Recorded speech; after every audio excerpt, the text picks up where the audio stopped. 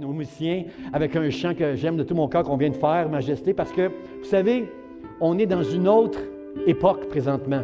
À une certaine époque, la royauté commande le respect. Aujourd'hui, dans notre génération, non seulement on est dans une nouvelle époque, on est dans un nouveau monde, je dirais. Il s'est ajouté un continent dans ce nouveau monde qui s'appelle Internet. On est dans un nouveau monde. Il n'y a plus de respect pour la royauté. Il n'y a plus de crainte. Il n'y a plus cette majesté qui vient avec la royauté, l'honneur, la gloire qu'on a chanté. Il n'y a plus ces choses-là. Vous savez, mais à une certaine époque, le roi avait droit de vie ou de mort. Et ça fait longtemps, depuis longtemps qu'il y a des rois sur la terre. Et jusqu'à tout récemment, le roi commande le respect. Le roi il est l'autorité suprême. Même qu'il y a un certain roi, Henri VIII, dans les années 1534, là, Henri VIII qui voulait se divorcer de Catherine d'Aragon, qu'il avait dû épouser dans une alliance, ne pouvait pas parce que le pape s'était défendu de divorcer. Alors lui, il s'est tout simplement retiré du jugement du pape et il s'est autoproclamé le chef de l'Église anglicane pour pouvoir épouser une autre femme. Alors, juste pour vous dire que le roi, à une époque, avait, aux yeux des hommes, sur la terre, tous les pouvoirs. Mais un roi, c'est un homme. Nous, ce matin, nous allons adorer Jésus, celui qui a dit « Tout pouvoir m'a été donné sur la terre, dans le ciel ». Nous allons adorer le Seigneur qui est souverain, le Seigneur qui commande le respect, le Seigneur qui, dans sa royauté, sa majesté, est redoutable. Le Seigneur que nous aimons, qui nous a aimés le premier, qui nous a sauvés et qui règne aujourd'hui sur cette terre. Et je veux dire merci au Seigneur. Je veux l'adorer ce matin avec vous à la maison et déclarer sa majesté, c'est-à-dire que son autorité, elle est sur la terre, au ciel, dans tout l'univers, c'est Dieu qui règne. Quand vous regardez l'actualité, vous croyez qu'il y a plein d'hommes qui règnent sur cette terre. Ne vous trompez pas, il y a une autorité au-dessus de toutes les autorités et c'est Jésus-Christ. Il est assis à la droite de sa majesté dans le ciel. Je veux bénir et honorer avec les musiciens ce matin Jésus-Christ, Dieu, l'éternel Dieu dans le ciel, en déclarant sa majesté. Amen, amen. Majesté.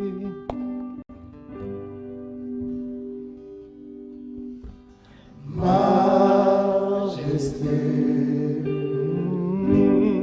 À lui la majesté. À Jésus. À Jésus. Soit louange, honneur et gloire.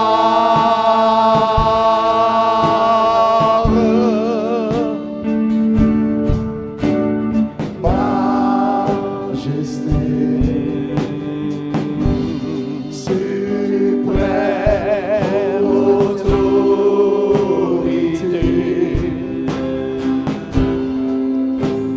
Du haut des cieux, son règne vient sur tous les siens. Chantons majesté.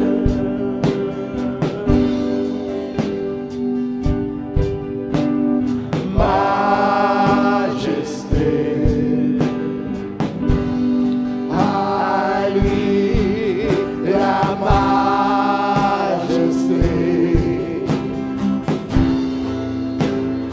À Jésus, soit louange, honneur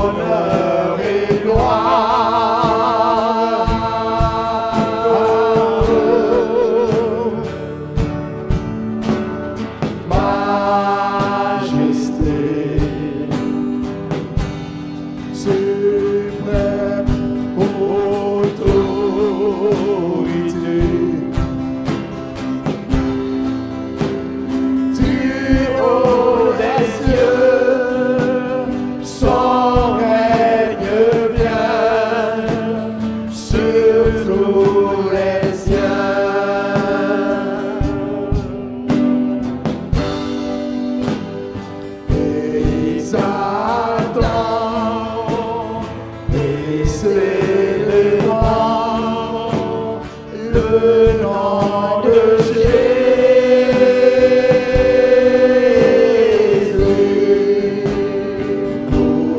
glorifions, proclamons Jésus-Christ le roi.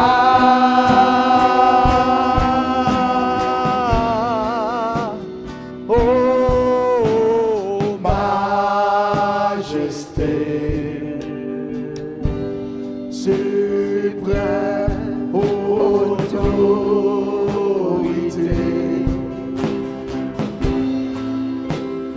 dans notre cœur, Christ le Sauveur, règne Seigneur.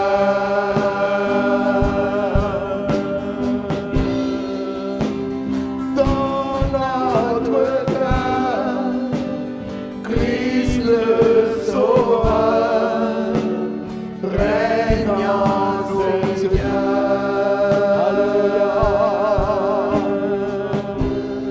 Alléluia.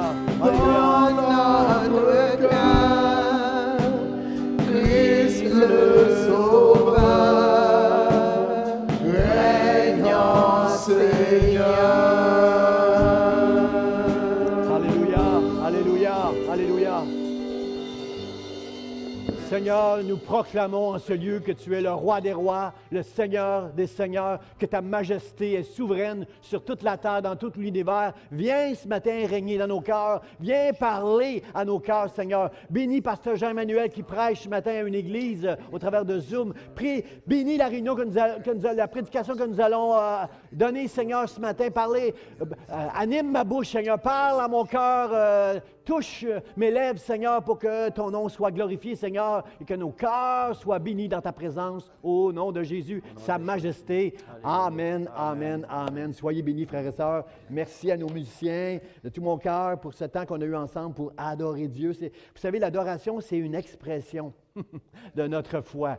On ne peut pas venir à l'Église, on ne peut pas se réunir et dire vous pouvez vous réunir, mais vous ne pouvez pas prier. Ça ne fait aucun sens. On vient à l'Église pour prier, entendre Dieu et parler avec notre Dieu pour avoir une communion avec lui. On ne peut pas venir à l'Église et dire vous pouvez prier, mais vous ne pouvez pas prêcher. On vient à l'Église comme Marthe, Marie et Marthe. Là. Marie s'assoyait au pied du Seigneur pour entendre ce qu'il avait à dire, mettait tout de côté pour entendre le Seigneur. On ne peut pas venir à l'Église pour prier, entendre la parole de Dieu, mais vous ne pouvez pas adorer Dieu.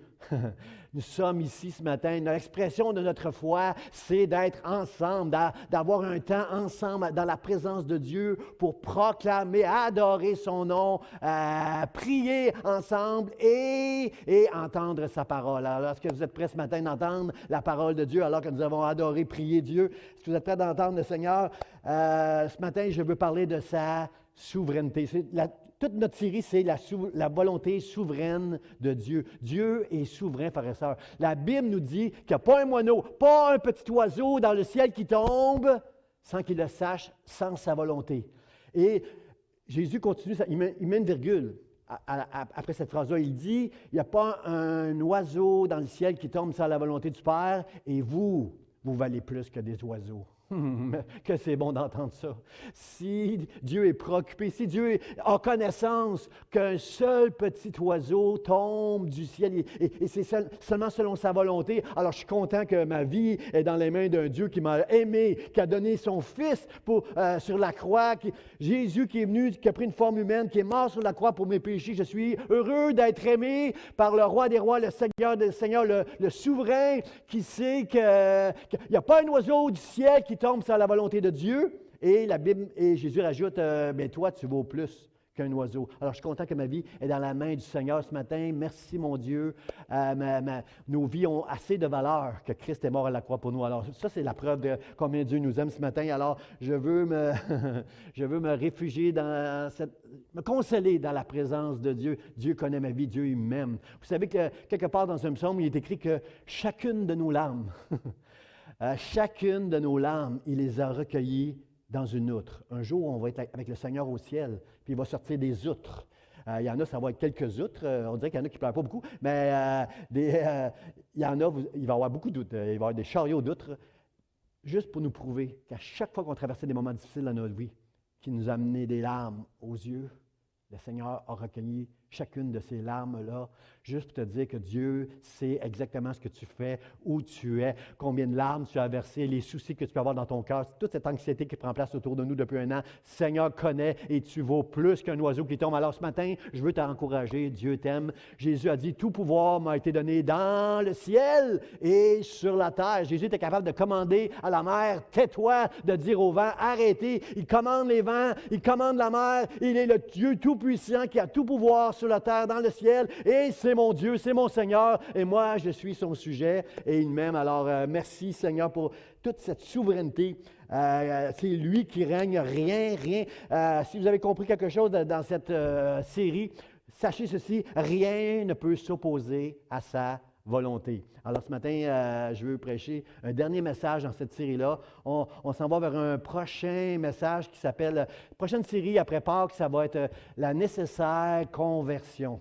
Dans notre génération, on a besoin de comprendre, beaucoup de gens se joignent à l'Église, mais jamais ne se convertissent. Moi, je crois dans la conversion, D'ailleurs, ce matin, nous étions 100 personnes, il n'y avait personne au PowerPoint, la personne qui devait être au PowerPoint a dû s'absenter, il n'y avait personne, et c'est notre chef de la sécurité qui est devenu notre PowerPointer ce matin, il s'est converti en quelques... Moi, je crois dans les conversions, alors merci à Robert, merci pour... c'est pour ça qu'on s'est converti, c'est pour servir le Seigneur. Alors, je remercie Dieu. Alors, il a pris son chapeau de chef de sécurité, puis prendre celui de PowerPointer ce matin. Alors, un peu de grâce pour lui, si la fiche arrive un peu en retard, un peu de grâce pour notre fraîchement converti.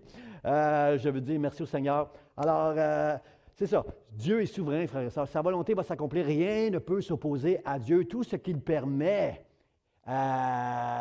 demeure que Dieu, dans son omniscience, omniprésence, son plan parfait qu'on ne comprend pas, qui est mystérieux, nous, on vit quelques années sur la terre. Lui, c'est de toute éternité, Dieu existe. Alors, comprenez qu'avant même que le monde soit créé, lui, Dieu avait un plan, il s'en allait quelque part. Alors, son plan est souverain.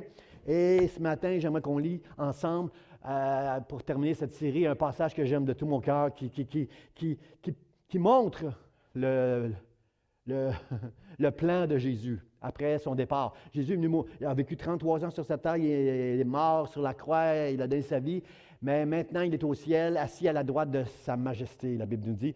Et il est là, et il est roi et il est sacrificateur en même temps pour nous. Et on voit dans ce texte-là le plan extraordinaire de Dieu que je veux prêcher de tout mon cœur ce matin. Seigneur, aide-moi à prêcher ce message-là parce que c'est le cœur de Dieu. Ce message-là, c'est Jésus, lorsqu'il est quitté, il n'a pas juste fait une œuvre, puis guéri les malades, prophétisé, puis mort sur la croix. Non, il y avait une œuvre qui continuait après lui. Moi, je m'en vais à la droite du Père. Je vous laisse, il parle à ses disciples. Moi, je m'en vais, mais je ne vous laisserai pas seul, je ne vous laisserai pas orphelin. Je vais vous laisser le Saint-Esprit. Lui, là, tous ceux qui vont mettre leur foi en moi, ils recevront le Saint-Esprit. Et lui, il vous conduira dans toute la vérité. Lui, le Saint-Esprit, il va vous conduire, il va vous expliquer, il va vous enseigner, il va vous convaincre. Alors, Jésus avait un plan pour le après. Pour des centaines, pour des siècles et des siècles, jusqu'à la fin des temps, Jésus avait un plan et son plan, c'est l'Église du Seigneur Jésus-Christ. Alors voici le texte qu'on va lire ensemble. Jésus dit, je vais vous raconter le contexte tout de suite après. « Et moi, je te dis que tu es Pierre, que sur cette pierre, je bâtirai mon Église et que les portes du séjour des morts ne prévaudront point contre elle. » Dans certaines versions, ça dit « Et les portes de l'enfer ne prévaudront point sur mon Église. » Alors, le contexte de ce passage-là, c'est que Pierre, les disciples sont ensemble, Jésus est avec ses disciples, un moment privilégié. C'était un moment privilégié pour les disciples d'être seuls avec Jésus alors qu'il n'y avait aucun autre, pas de foule, pas d'autre, simplement les disciples. Parce que Jésus parlait à ses disciples comme il parle à nous aujourd'hui, à nous qui avons donné leur vie à Jésus. Dieu ne parle pas de la même façon à son peuple qu'il parle à toutes les nations qui ne le connaissent pas. Dieu va aller chercher dans toutes les nations, Dieu va rassembler des hommes et des femmes de toutes les nations pour faire son Église. Mais vous comprenez que les gens qui ne connaissent pas Dieu n'entendent pas les mêmes histoires que nous, ils n'entendent pas Dieu comme nous l'entendons.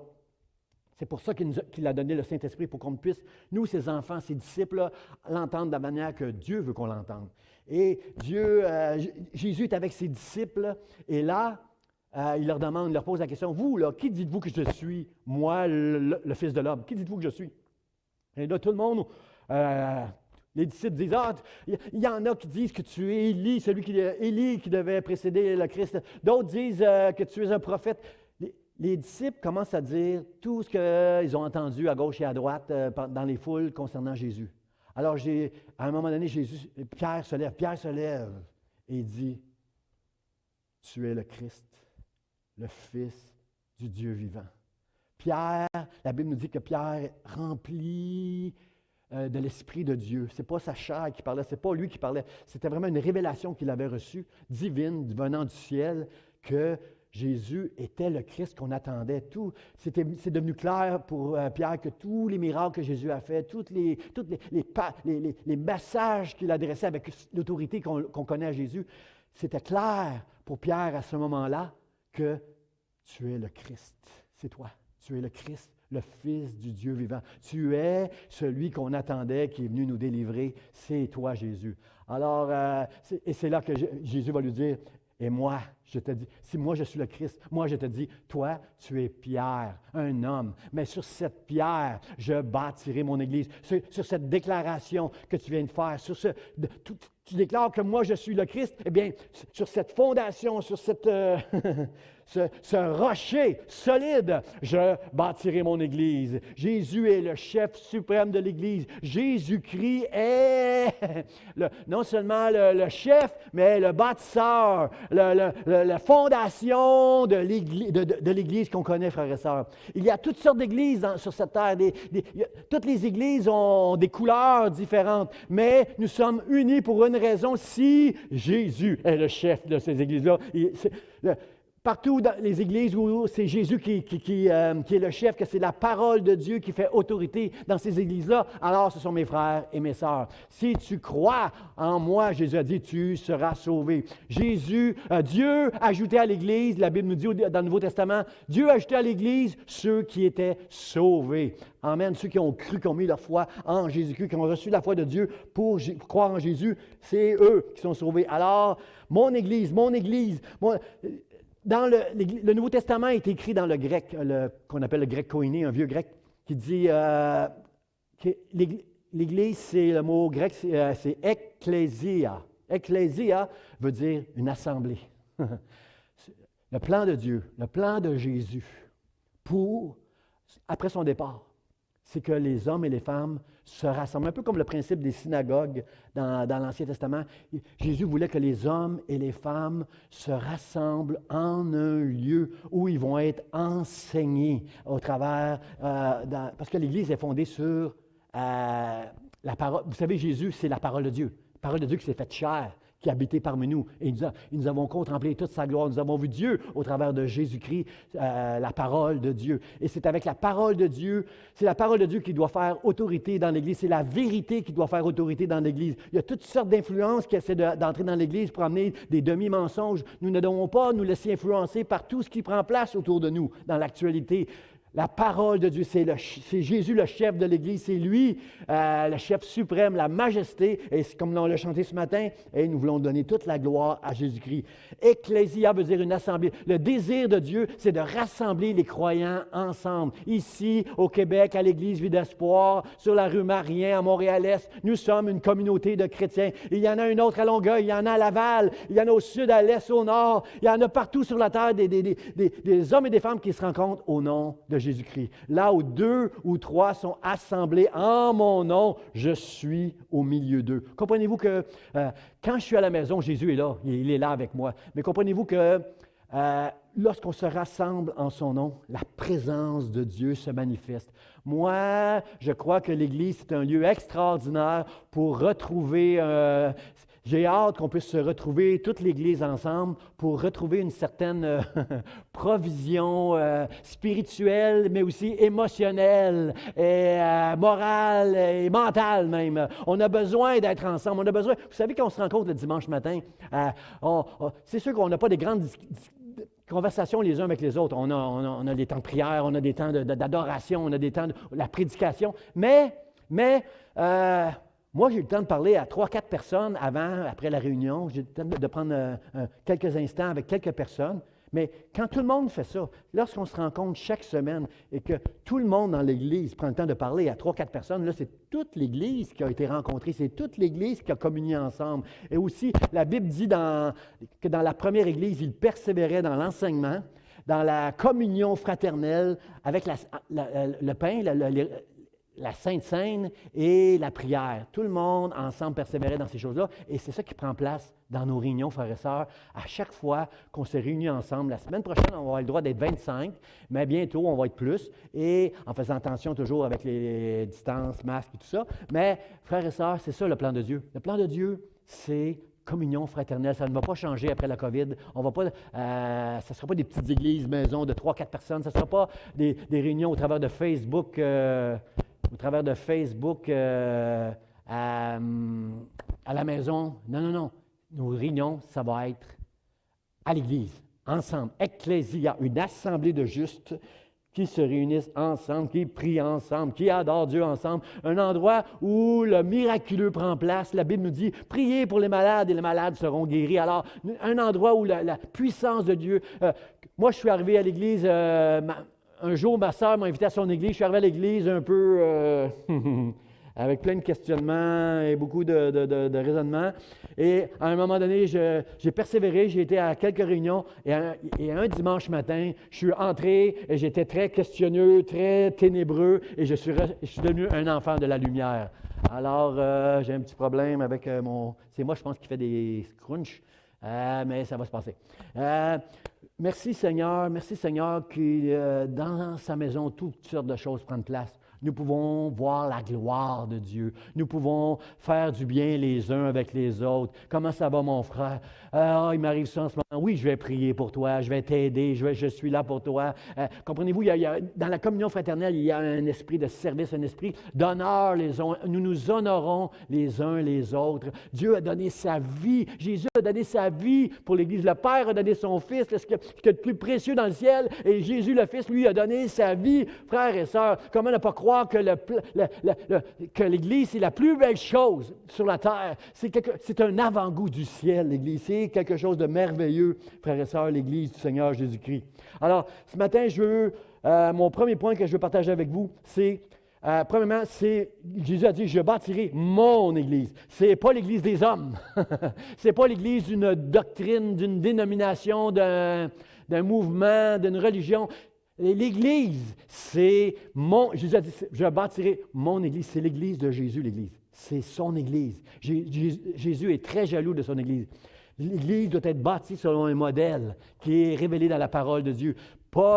L'apôtre Paul, qui a fondé plusieurs églises, enseignait à ses disciples qui allaient être les anciens dans des églises, comment s'appuyer sur la parole de Dieu. Je vais vous montrer comment j'enseigne dans les églises. Tu dois t'appuyer sur la parole de Dieu, tu dois faire confiance à Dieu. C'est lui, le chef de l'Église. Alors, je veux ce matin donner toute la gloire à Dieu. Je vais vous donner quelques images de c'est quoi l'Église pour nous. Les images, Jésus aimait beaucoup, lorsqu'il prêchait, donner des images pour nous aider à comprendre des choses qui sont tellement spirituelles, qui sont difficiles à comprendre. Et une des images que Dieu donne, que Jésus va nous donner que la Bible nous donne concernant comprendre l'Église, la Bible nous dit que Jésus, c'est la tête, Jésus, c'est le chef, mais l'Église, c'est le corps. Chaque membre de l'Église forme le corps de Christ, qui lui est la tête, relié avec le corps, uni avec le corps. Vous savez, je ne peux pas, je serais mort si ma tête était à quelques mètres de moi, là. La tête va avec le corps. Le corps, c'est quelque chose qui est animé. Mon corps, il est animé, il est vivant, il a une volonté propre, des émotions, une vie en moi. Il y a toute une vie en moi, mais dans l'Église, je marche sous l'autorité de Jésus. C'est la tête qui dirige le corps et chaque membre du corps qui est différent sont unis ensemble dans le même corps sous l'autorité de Jésus-Christ. Je vais essayer de ne pas trop bouger parce que ça fait des grichements, je crois. Pasteur Jean essaie de rester calme. Ne bouge pas trop. Et pardonnez-moi si ça se met à gricher un peu, là, c'est ma faute. Si je bouge trop et mon micro est peut-être mal, je ne sais pas. Gloire à Dieu. Alors, c'est un corps, et c'est un modèle, ça, frères et sœurs, qui nous aide à comprendre qu'aucune Église ne peut fonctionner sous l'autorité d'un homme. Un homme ne peut pas donner une direction à l'Église. Une Église ne peut pas s'appeler l'Église du pasteur Jean Chambault. Ça ne peut pas s'appeler comme ça, une Église. Une Église doit s'appeler l'Église de Jésus-Christ. Il y a tellement de noms dans toutes sortes d'églises. C'est l'Église de Jésus. Chaque Église qui s'appelle l'Église de Jésus-Christ doit marcher selon le modèle de la Bible, doit marcher selon le modèle de Dieu, dans la soumission à Dieu. C'est Jésus le Christ, c'est Jésus le chef, c'est lui le boss. Et c'est pas Pasteur Jean ici, c'est pas les leaders qui sont les boss ici à l'Église Vie d'Espoir. Frères et sœurs, il y a deux choses qu'on ne doit pas faire dans l'Église du Seigneur Jésus-Christ. On ne doit pas l'abandonner. Après la COVID, là, on doit réintégrer l'Église. Quand vous jugerez que c'est prudent de réintégrer l'Église, là, c'est le temps de revenir à l'Église. On doit faire partie d'une Église. On ne peut pas être à la maison et dire que je fais partie d'une Église. On fait partie d'une Église lorsqu'on se rassemble ensemble. Mais une autre chose qui est mal dans l'Église, c'est lorsque les hommes prennent une autorité dominatrice, leur propre autorité, abusent de leur autorité, ça aussi c'est mal. Alors frères et sœurs, priez pour qu'à l'Église, ici, Vie d'Espoir, et dans toutes les Églises du Seigneur Jésus-Christ, que ce soit Christ, le chef de l'Église, qui gère son Église. L'Église, c'est aussi, frères et sœurs, une bergerie. Dieu a appointé des bergers et des anciens pour veiller, pour prendre soin de l'Église. Et c'est important de comprendre que Jésus, au travers d'hommes, va prendre soin, et de femmes, prend soin de son Église. Il met des hommes, des femmes, des anciens dans une Église pour prendre soin de son Église, pour veiller sur son Église. C'est aussi l'Église, un terme que j'aime beaucoup là, dans la Bible, c'est une épouse, l'épouse de Jésus-Christ. Vous savez, Paul parle de l'Église comme d'un mystère. Il dit, Paul à un moment donné va dire ceci, c'est pourquoi l'homme et la femme, l'homme quittera son père et sa mère, et pour épouser sa femme, et ensemble, ils feront une seule chair. Puis là, Paul rajoute, je dis cela par rapport à un mystère qui est grand, le mystère de l'Église. Comprenez-vous que l'Église, elle est mariée avec Jésus. Nous faisons une seule chair avec Jésus. La Bible nous dit même qu'au ciel, nous allons fêter, nous allons avoir les noces de l'agneau. On va avoir un mariage au ciel à un moment donné.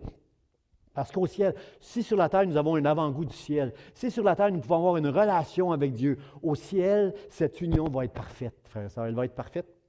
Nous allons être vraiment unis à Dieu, nous allons avoir un nouveau corps, nous allons avoir, tout va être merveilleux et parfait dans le ciel. Mais c'est ça, l'apôtre Paul nous dit que l'épouse de Christ, c'est un mystère qui révèle, qui révèle quelque chose de grand. Nous allons faire une seule chair. Si un homme et une femme peuvent faire une seule chair, dans le ciel aussi, l'Église et Jésus-Christ, ensemble, nous allons faire une seule chair. Alors je remercie Dieu. OK, j'ai trouvé la source. Je remercie Dieu pour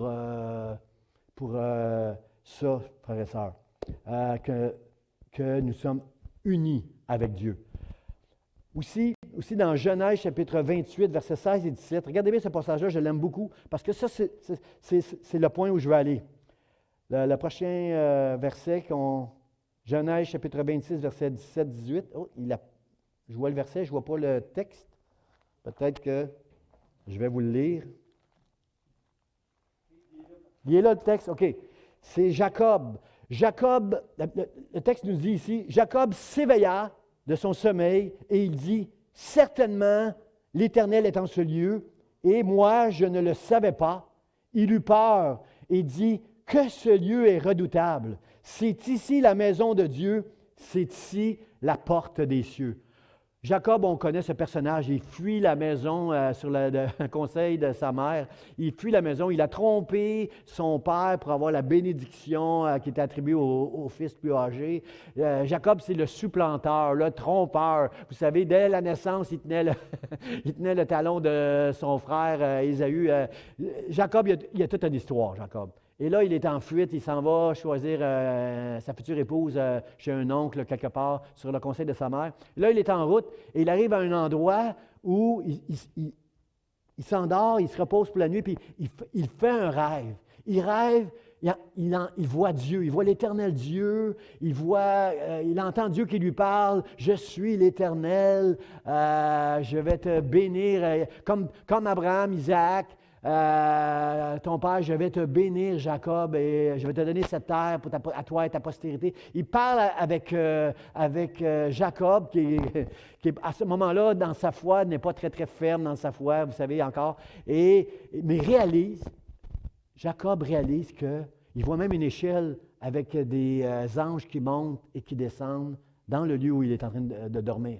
Il voit une échelle des anges. Vous savez, les anges sont appelés angelos, en grec, le vieux grec, là, angelos. Ça veut dire des messagers. Vous savez que quand on est dans la présence de Dieu, Dieu parle, il nous envoie des messages.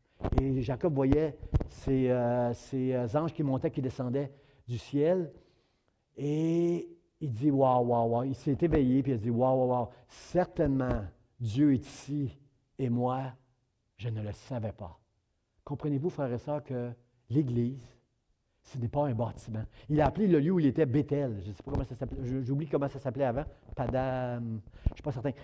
Il appelle ce lieu Bethel qui veut dire la maison de Dieu. Ici, c'est la maison de Dieu. J'ai vu des anges monter, descendre. Dieu m'a parlé, il s'est révélé à moi.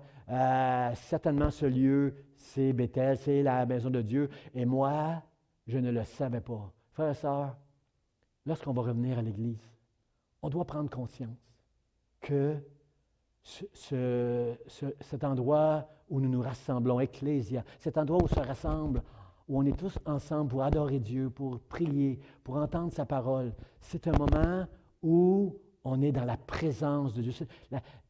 La maison de Dieu, ce n'est pas un bâtiment, ce n'est pas le 35 rue Marien. C'est là où des croyants se rassemblent ensemble, frères et sœurs. Ça peut être dans la rue, ça peut être dans un parc, ça peut être dans un logement, mais c'est là où on se rassemble en son nom. C'est là qui est l'assemblée de Dieu, la présence de Dieu. Frères et sœurs, le texte dit que ce lieu est redoutable. C'est ici la maison de Dieu, c'est ici la porte.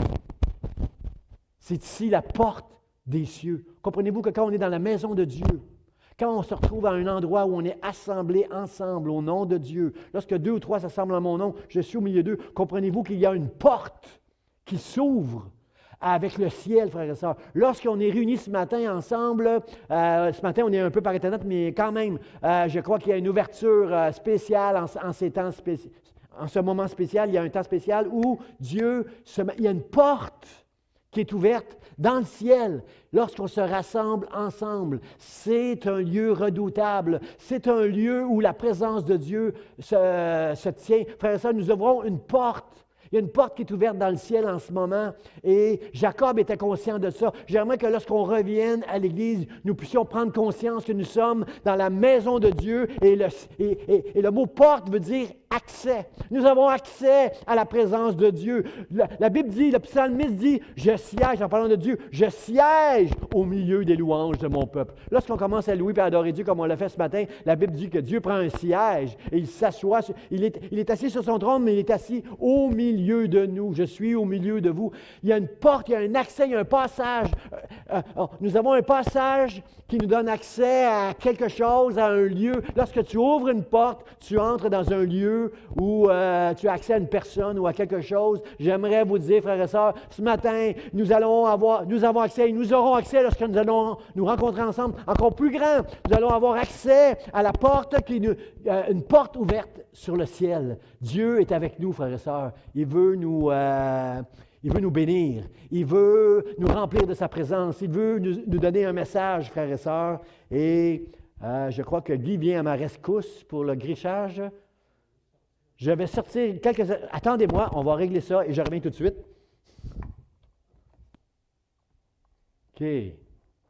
OK. Merci. Oh, ça ne griche plus. Merci à notre technicien. Merci, Guy. Multitalent, Guy. Alors, c'est ça. Frères et sœurs, lorsqu'on vient à l'Église, nous sommes dans un lieu où il y a une porte qui est ouverte sur le merveilleux, sur le miraculeux, sur la présence de Dieu, sa majesté, sa grandeur, sa grâce. Tout peut arriver dans une Église où les gens sont conscients de la présence de Dieu. J'aime beaucoup Jacob, j'aime le texte parce que dans la même phrase, dans le verset 16, ça dit, verset 17, Jacob s'éveilla de son sommeil et il dit, certainement l'Éternel est dans ce lieu et moi je ne le savais pas. Comprenez-vous, frère et sœur, que dans la même phrase, Jacob s'éveille, est tiré de son sommeil et déclare, Dieu est ici et je ne le savais pas. Frère et sœur, je prie pour que dans les mois à venir, on puisse connaître dans les églises du Seigneur Jésus-Christ un réveil, qu'on puisse s'éveiller de notre sommeil. Parce qu'il y a un certain sommeil dans nos églises, frères et sœurs, aujourd'hui. Ce n'est pas normal qu'on se rassemble dans le nom de Jésus et qu'il n'y ait pas des manifestations de la présence et de la puissance de Dieu. Nous avons des manifestations de la présence et de la puissance de Dieu. Moi, je parle, un réveil, je parle que chaque personne qui entre dans l'Église, qui connaît Dieu, qui ne connaît pas Dieu, va dire comme Jacob, certainement, Dieu est ici, à cause qu'une porte qui est ouverte dans le ciel, la présence de Dieu qui va descendre au milieu de nous, qui va nous toucher, qui va nous bouleverser, qui va nous amener qui va nous ouvrir les yeux et nous transporter du royaume des ténèbres au royaume de son admirable amour de lumière. Nous allons quitter ce monde qui est dur pour entrer dans le royaume de Dieu, marcher avec Dieu maintenant tous les jours et recevoir son amour et semaine après semaine dans la communion fraternelle, persévérer dans l'enseignement, persévérer dans les prières, persévérer dans la communion fraternelle et dans la communion. Frères et sœurs, qui dit Amen ce matin? Amen, Seigneur. Je bénis ton nom pour ce projet, je bénis ton nom pour l'Église et cette porte ouverte vers le ciel. C'est un lieu redoutable, c'est un lieu où la présence de Dieu, la majesté de Dieu se manifeste. Alors je bénis Dieu pour ce passage dans les Écritures qui me rappelle que l'Église, ce n'est pas un bâtiment, mais c'est un lieu qui nous donne accès à la présence de Dieu. Et à toute la puissance de Dieu, frères et sœurs. Vous savez, à un moment donné, Jésus revient dans sa patrie. Il est allé partout avec ses disciples, il a fait des miracles extraordinaires. Et il revient dans sa patrie. Et la Bible nous dit que là, il a été incapable de faire des miracles parce que les gens, à cause de l'incrédulité, Jésus s'étonnait.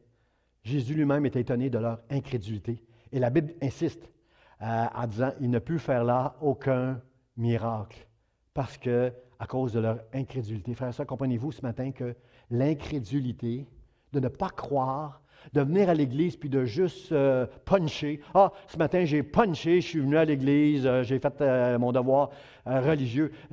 Ça n'a rien à voir avec la religion, l'Église. L'Église, c'est un lieu où il y a une porte qui est ouverte dans le ciel pour la présence et la puissance de Dieu, où des anges montent et descendent, donnent un message. C'est un lieu où on s'encourage, c'est un lieu où on peut entendre Dieu nous parler, c'est un lieu où on adore Dieu, c'est un lieu où tout peut prendre place, tout peut exploser, frères et sœurs. L'incrédulité ferme la porte au miracle de Dieu, mais la foi, elle ouvre la porte du miraculeux, frères et sœurs. Un jour, il y avait 5000 hommes, la Bible nous dit, 5000 hommes, ça veut dire, à part les femmes et les enfants, 5000 hommes étaient sur une montagne et il n'y avait plus rien à manger. Ils écoutaient Jésus depuis quelques jours. Personne ne voulait aller... ils voulaient entendre Jésus, alors personne n'osait aller chercher des ravitaillements, perdre ce que Jésus va dire pour revenir. Alors, ils étaient là depuis quelques jours, il n'y avait plus rien à manger, il y a un petit peu, mais il y a un jeune homme qui a dit, moi, si ça peut aider, là, j'ai 2 pains, 5 poissons. Alors, la Bible dit que Jésus a pris ces 2 pains, 5 poissons, il a dit à ses disciples, faites asseoir tout le monde en rangée. Là. Il a mis de l'ordre là, pour qu'on puisse distribuer un peu de ces 2 poissons et de ces 5 pains aux 5000 familles qui étaient là. Et Jésus, la Bible nous dit Jésus a levé les yeux vers le ciel. C'est dans les 4 évangiles ça, et dans 3 évangiles ça dit ça. Il a levé les yeux vers le ciel. Il a regardé vers le ciel, la porte qui était là, qui que la foi seule peut ouvrir, que l'adoration, la prière, l'enseignement, la foi, ce que la foi peut ouvrir, il a regardé vers le ciel, il a rendu grâce à ces 2 poissons, ces 5 pains. Merci, mon Dieu, merci que tu vas nourrir ces 5000 familles devant moi. Je te rends grâce, Seigneur. Alors qu'il regardait au ciel, qu'il bénissait, il a pris quelques morceaux de poisson et 5 pains, il a donné ça dans les paniers de ses disciples. Et dans ces paniers-là, ils ont nourri les 5000 familles et il en est resté même dans les paniers après. Tout ça pour vous dire que si l'incrédulité ne pouvait pas permettre à Jésus de faire aucun miracle, j'aimerais vous dire que la foi, elle ouvre la porte du ciel au miraculeux de Dieu. Et je crois que dans les mois, dans les années à venir, frères et sœurs, nous allons connaître cet éveil que Jacob a connu, ce réveil. Certainement, Dieu est ici. Moi, je ne le savais pas, mais je le reconnais. Et que ce lieu est redoutable. C'est la porte des cieux. Frères et sœurs, reconnaissez, dans les prochaines fois que vous allez venir à l'Église, reconnaissez la présence de Dieu. Honorez la présence de Dieu. Regardez vers le ciel. Rendez-lui grâce. Et Dieu fera des miracles dans nos vies, dans nos maisons, frères et sœurs, et dans les gens que nous aimons au travers de nos familles, nos amis, nos voisins. Ceux que nous aimons, ceux pour qui nous prions, vont connaître Dieu parce que Dieu va agir d'une manière miraculeuse, que quelqu'un dise « Amen, Amen, Amen, je le crois, Seigneur ». Deuxième point, frères et sœurs, c'est Jésus. C'est Jésus qui bâtit son Église. Et moi, je te dis que tu es Pierre, que sur cette pierre, je bâtirai mon Église. C'est Jésus qui va bâtir son Église, frères et sœurs. Jésus, dans les derniers moments de sa vie sur la terre, nous enseigne beaucoup que dans les derniers temps, il va y avoir la séduction, il va y avoir des faux prophètes. Et vous savez comment, et souvent les faux prophètes sortent de l'Église. C'est des hommes et des femmes qui ont connu l'Église et qui racontent toutes sortes de choses. Ils connaissent suffisamment la Bible, ils l'ont étudiée. Ils connaissent suffisamment la Bible pour utiliser des passages et nous faire adopter leurs pensées à eux qui vont souligner avec un passage. Vous savez, ce n'est pas suffisant de juste lancer un passage biblique puis de dire, c'est ça que ça veut dire. Il faut, frères et sœurs, que vous soyez, que votre désir, il faut que Jésus soit votre Seigneur. Il faut que la parole de Dieu fasse autorité dans votre vie et que vous l'étudiez, que vous l'aimiez et que vous comment je pourrais dire, il faut, frères et sœurs, que vous permettiez au Saint-Esprit de vous donner le discernement dans les derniers jours pour ne pas courir à gauche et à droite à tout vent de doctrine, mais de rester fondé sur la vérité. La Bible dit dans 1 Timothée, c'est l'apôtre Pierre qui enseigne Timothée dans le chapitre 3, la maison de Dieu, c'est l'Église du Dieu vivant, c'est la colonne et l'appui de la vérité. Comprenez-vous, frères et sœurs, que tout ce qui est enseigné, prêché doit être fondé sur la parole de Dieu, pas sur un rêve. On va entendre beaucoup dans les derniers temps, quelqu'un qui a fait un rêve, quelqu'un qui est allé au ciel, quelqu'un qui a vu un ange, quelqu'un qui a vu... Comprenez-vous, ce ne sont pas... Toutes ces choses-là, c'est super pour la personne qui l'a expérimenté, mais frères et sœurs, seulement fondé sur la parole de Dieu que vous pouvez mettre votre confiance et vous devez l'étudier. Vous devez pas juste dire Amen lorsque je vais vous citer un passage, mais allez, si ça touche votre cœur et si ça peut changer votre vie, allez vérifier dans les Écritures si ce que le prédicateur, la prédicatrice a dit, c'est fondé, c'est la vérité et que vous avez la paix avec Dieu en vous, le Saint-Esprit pour aller dans la direction que vous avez entendue de la part de Dieu. Vous savez, l'Église doit être bâtie selon un modèle, frères et sœurs. Noé a sauvé toute sa famille parce qu'il a bâti l'arche selon le modèle que Dieu lui avait donné. Il a obéi à Dieu, il a cru en Dieu, il a fait confiance en Dieu, il a été obéissant à Dieu et lui et toute sa maison a été sauvée. Paul a dit, crois au Seigneur Jésus-Christ et toi et toute ta maison, vous serez sauvés. Alors, ce matin, j'aimerais qu'on comprenne qu'il y a un modèle. Moïse a construit l'arche de l'Alliance qui représentait la présence de Dieu, qu'ils amenaient avec eux partout, qui leur donnait la puissance sur les ennemis, qu'ils mettaient dans le lieu très saint. L'arche de l'Alliance, frères et sœurs, c'était un arche que Dieu a dit exactement à Moïse comment la bâtir.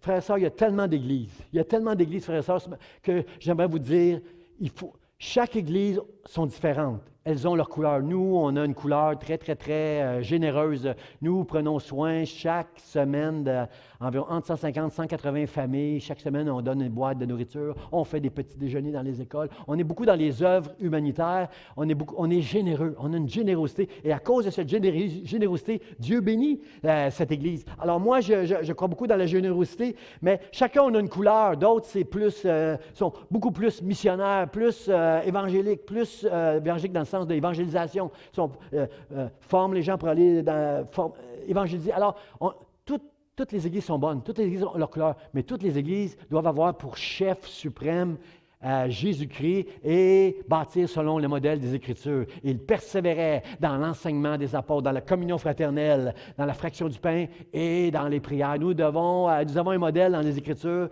sur lequel nous devons nous tenir, frères et sœurs. J'aime 2 Chroniques, chapitre 7, à partir du verset 1 et les suivants, vous le lirez à la maison. Ça, c'est le jour où Salomon, selon le modèle que le roi David lui avait donné, le roi Salomon, un jour, a construit un temple. Un temple où on allait se rassembler à Jérusalem pour adorer Dieu, pour lui donner, offrir des sacrifices, lui donner des offrandes. Le temple de Salomon était là et le jour de la dédicace, le jour où Salomon a consacré ce temple pour la gloire de Dieu, où il a invité Dieu dans sa prière à venir honorer ses promesses, bénir son peuple qui va se rassembler en son nom. Ce jour où ils avaient mis des animaux pour faire des sacrifices, pour des holocaustes. Vous savez, un holocauste, ce sont des sacrifices d'animaux qui vont être brûlés complètement. Il y a des sacrifices qu'on faisait, qu'on pouvait manger après avoir fait cuire, brûler le sacrifice. Mais un holocauste, c'est complètement brûlé. Il ne reste que des cendres qui montrent, il y a une image là-dedans d'une consécration totale. Jésus a donné toute sa vie, il est mort sur la croix. C'est une consécration totale. Un holocauste représente un sacrifice de consécration. Et alors que Salomon est en train de prier Dieu, à la fin de sa prière, le feu, la Bible dit que le feu du ciel est descendu et a embrasé le holocauste et sacrifices. Dieu lui-même est venu brûler les holocaustes et la Bible nous dit que la gloire de Dieu est rentrée dans l'Église. Les musiciens n'étaient même pas capables de jouer. Tout le monde était par terre, prosterné par terre. Ils louaient Dieu, ils louangeaient Dieu. Merci Seigneur pour nos musiciens. Nous avons des musiciens. Merci Seigneur que nous pouvons entrer dans la présence de Dieu avec des instruments de musique, avec des gens qui adorent Dieu. Mais vous savez, frères et sœurs, c'est pas la louange ne reposera jamais sur un musicien charismatique extraordinaire. Non. La louange, l'adoration, frères et sœurs, c'est lorsque la présence de Dieu, elle est là. Ils étaient tous par terre, prosternés, en train de louer Dieu parce qu'ils avaient vu la puissance du ciel et la gloire de Dieu. La porte du ciel était ouverte alors que Salomon priait pour consacrer le temple de l'Éternel. Frères et sœurs, j'aimerais prier, j'aimerais déclarer, proclamer aujourd'hui en ce dimanche que ici à l'Église, c'est l'Église du Seigneur Jésus-Christ. C'est l'Église du Dieu vivant. C'est une Église où nous allons consacrer nos vies à la gloire de Dieu. C'est une Église où la porte du ciel est ouverte et où le miraculeux peut prendre place à chaque réunion. Que le Seigneur nous éveille comme Jacob pour qu'on puisse dire « Le Seigneur est ici et moi je ne le savais pas » et prendre conscience de toute cette gloire.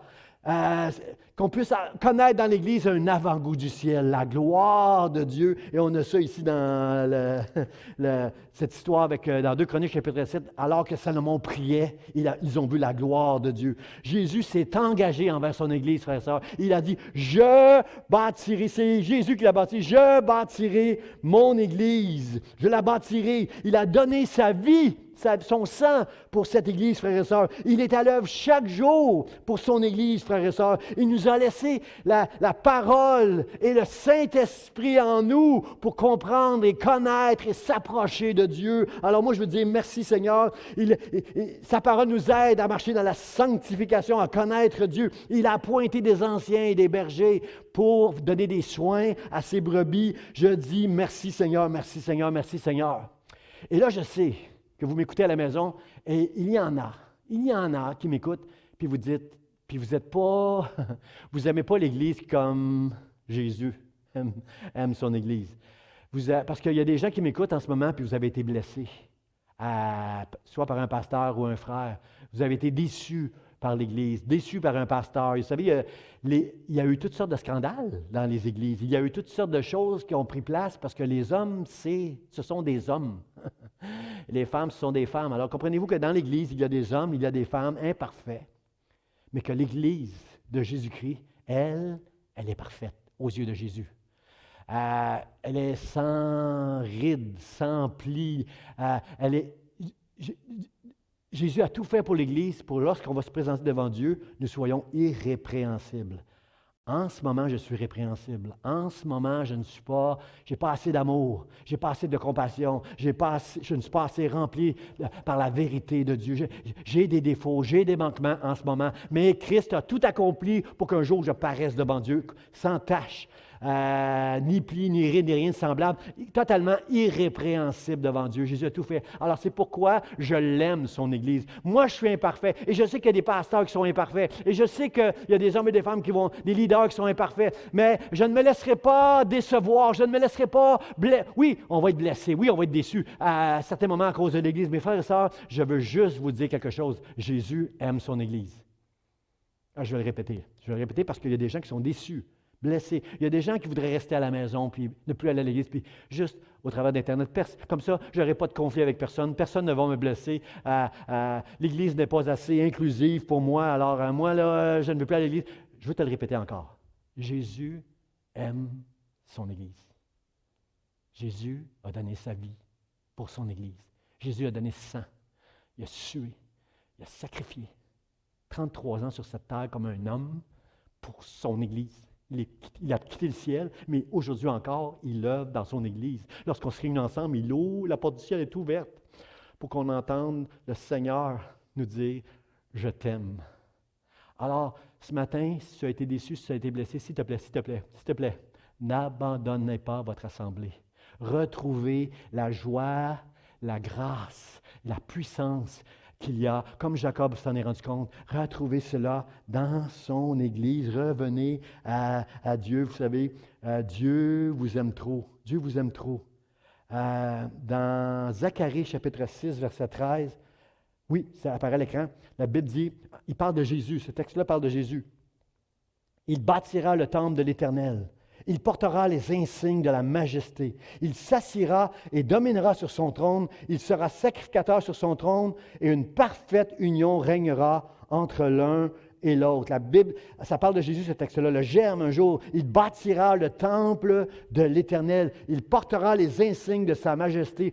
Jésus a dit, tout pouvoir m'a été donné dans le ciel et sur la terre. Il commande à la mer, il commande au vent. Jésus est le chef suprême de l'Église. Il est la majesté dans le ciel. Il porte les insignes de sa majesté. Il a tout pouvoir, frères et sœurs. Et il est roi et sacrificateur en même temps. Il n'était pas permis aux hommes sur cette terre d'être roi et sacrificateur en même temps. C'était deux choses, deux ministères différents. Jésus est les deux à la fois. Il est notre souverain sacrificateur qui plaide pour l'Église, qui aime son Église, qui est à l'œuvre dans son Église. C'est lui qui l'a bâti tous les jours en nous instruisant selon sa parole, en nous enseignant selon sa volonté. Et alors que nous persévérons dans l'enseignement, la prière, la communion fraternelle, Dieu nous enseigne et il est à la fois souverain et roi. Frères et sœurs, je dis merci Seigneur pour ton Église.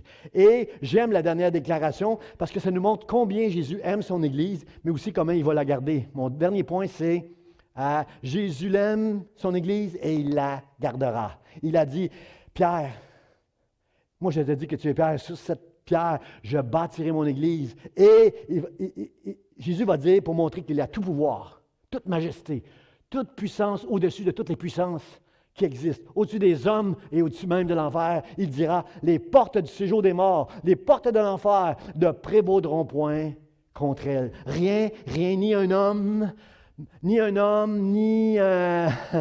l'enfer, ni un diable, ni un démon, ni un esprit. Rien ne peut prévaloir sur l'Église du Seigneur Jésus-Christ. Bien sûr que nous avons été témoins de scandales. Bien sûr que nous avons vu des églises s'écrouler avec un mauvais leader, mauvais pasteur, mauvaise doctrine. On a vu des choses comme ça, frères et sœurs. Mais, frères et sœurs, je veux vous encourager ce matin. Jésus a dit, je bâtirai mon Église.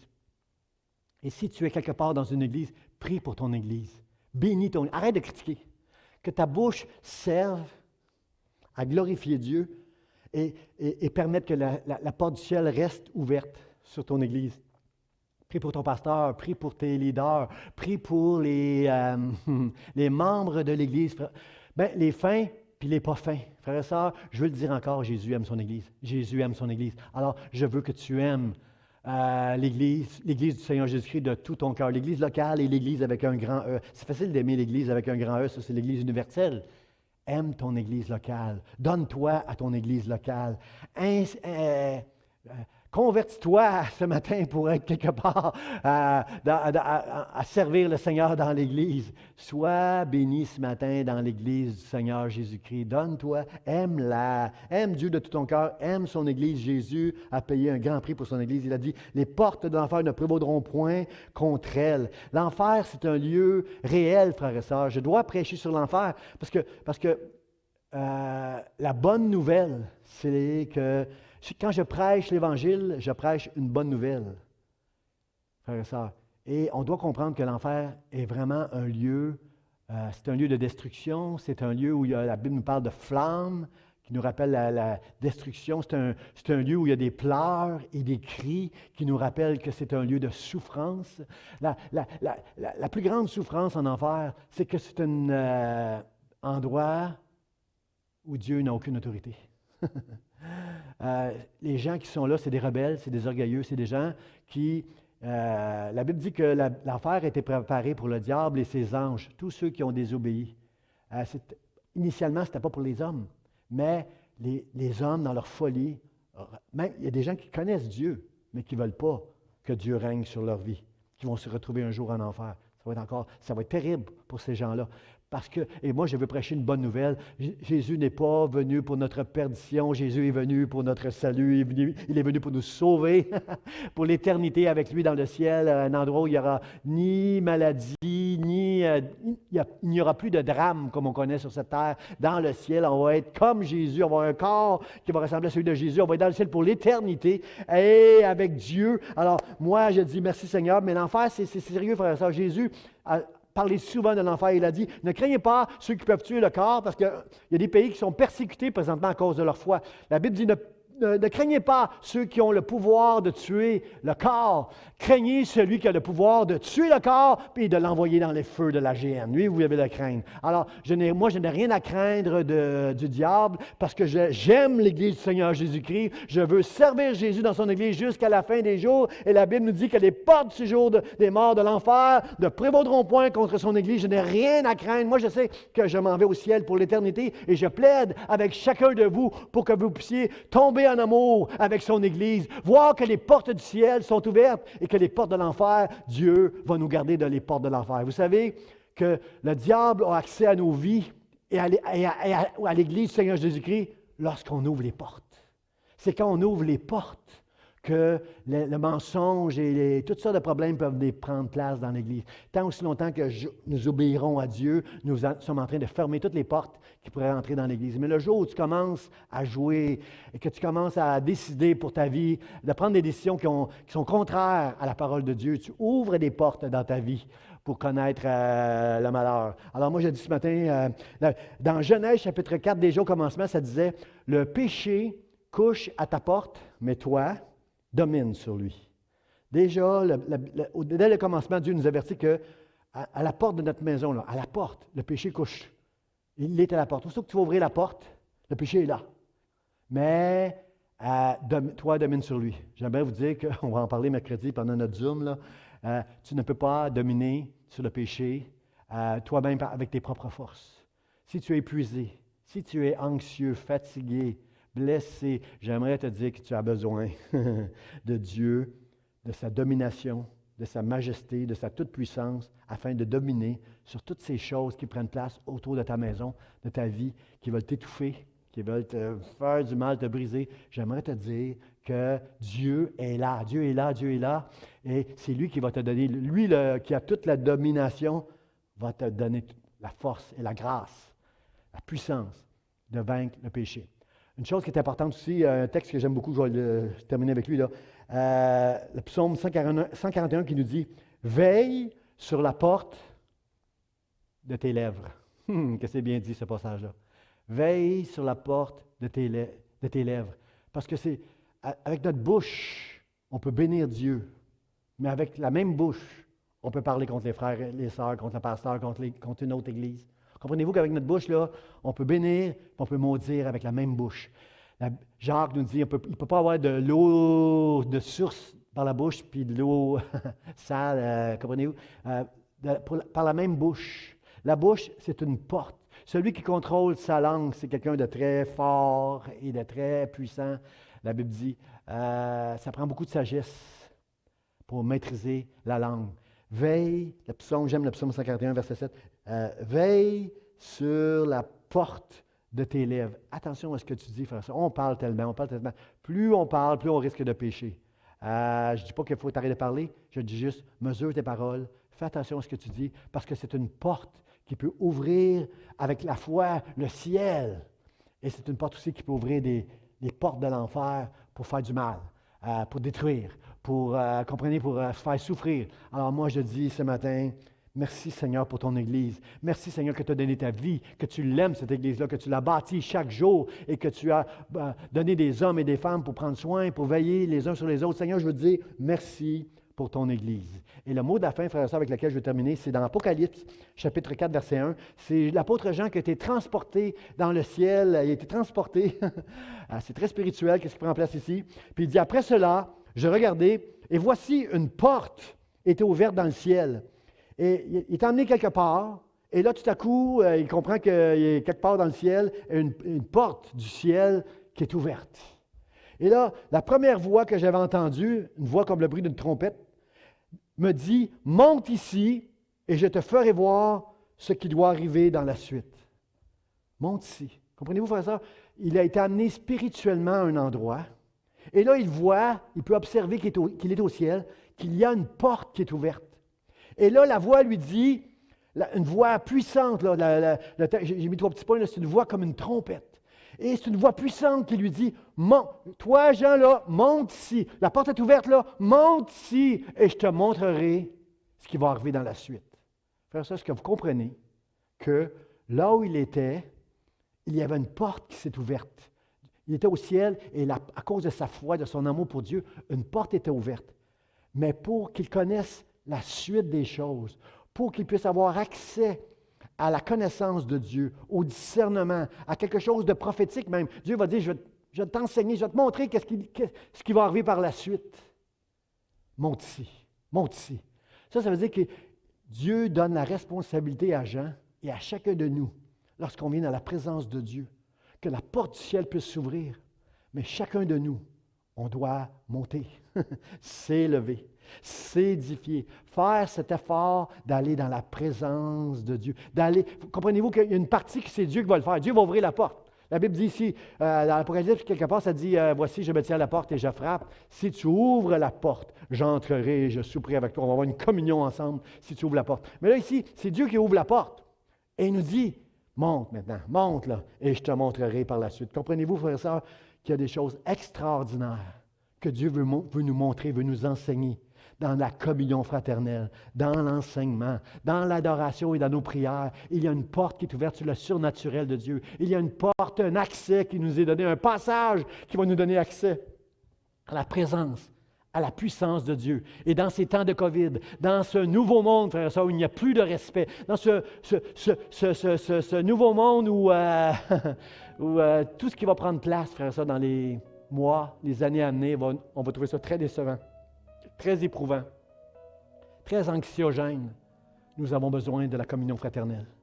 Nous avons besoin de nous réunir ensemble, de prier ensemble, d'être enseignés, de se soumettre les uns aux autres, de se donner honneur les uns aux autres, frères et sœurs, d'utiliser notre bouche pour honorer les frères et les sœurs, pour aider, pour glorifier Dieu. Nous avons besoin de l'Église. Jésus a dit, je bâtirai mon Église, frères et sœurs. Il a donné sa vie pour son Église. Jésus aime son Église. Est-ce qu'on peut ce matin prier ensemble en terminant ce service et dire, Seigneur, Seigneur, Seigneur, aide-moi à aimer l'Église de tout mon cœur. Seigneur, amène un réveil, comme tu l'as fait pour Jacob. Amène un réveil dans nos églises, dans les églises qui se rassemblent au nom de Jésus-Christ. Amène ce réveil qui va ouvrir la porte du ciel et où chaque homme, chaque femme qui va entrer dans cette église, qu'ils te connaissent ou qu'ils ne connaissent pas, diront, certainement Dieu est ici, certainement Dieu est ici. Et moi, je ne le savais pas. Que ton nom soit béni, Seigneur. Et des gens vont être guéris. Des âmes vont se convertir. Des hommes et des femmes des jeunes hommes, des jeunes femmes vont se donner, vont se consacrer à Dieu au travers de cet éveil spirituel. Frères et sœurs, alors que nous sommes rassemblés ensemble, ecclésia, une assemblée, là où 2 ou 3 sont assemblés en mon nom. Je suis au milieu d'eux. Est-ce que je peux remercier le Seigneur avec vous, frères et sœurs, ce matin, pour son Église? J'aimerais vous dire, frères et sœurs, bientôt, nous allons rouvrir. La semaine prochaine, ça commence avec 25. Bientôt, on va grandir.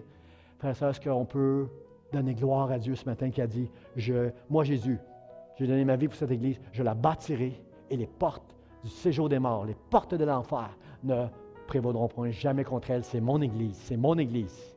Et si tu appartiens à Jésus-Christ qui a dit, je suis la porte des brebis, si tu appartiens à Jésus ce matin, tu n'as rien à craindre, mon frère, ma sœur. Et ce matin, on va prier ensemble. Seigneur, je te dis merci pour ce temps que tu nous as donné ensemble dans l'enseignement, dans la prière, dans l'adoration, dans la communion. Seigneur, merci. Merci, Seigneur. Aujourd'hui, nous communions au travers d'Internet, mais bientôt, Seigneur, tu vas nous permettre de nous rassembler. Et moi, je veux dire, Seigneur, merci, sincèrement, de tout mon cœur, je veux dire merci pour ton sang, pour ton projet, Seigneur. Alors que, Seigneur, quand tout va mal autour de nous, on veut entendre quelqu'un qui va dire, j'ai un plan, j'ai un plan. Et toi, tu avais un plan, Seigneur. Alors que tout va mal autour de nous, spécialement dans ces temps de COVID, Seigneur, de ce virus qui brise des vies, Seigneur.